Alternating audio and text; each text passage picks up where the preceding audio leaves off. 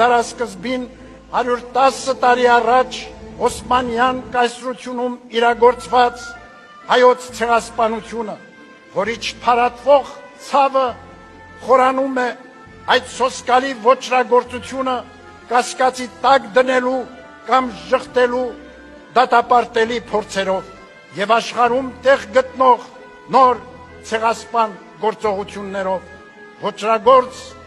այդ դրսևորումներից էր վերջերս մեր ժողովրդի նկատմամբ իրականացված եղեռնագործությունը,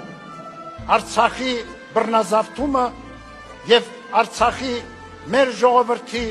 բռնի տեղահանությունը հայրենի հողից։ Մենք, սիրելի ժողովուրդ հայոց, Տիրոջ հարության շնորհի ժառանգներն են եւ այդ անխախտ հավատով իզորու ենք մեր տառապանքներն ու կորուստները վերափոխելու ազգային վերածննդի, հավատարիմ մնալով տերունավանդ պատգամներին,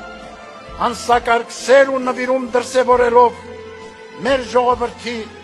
եւ հայրենիքի հանդեպ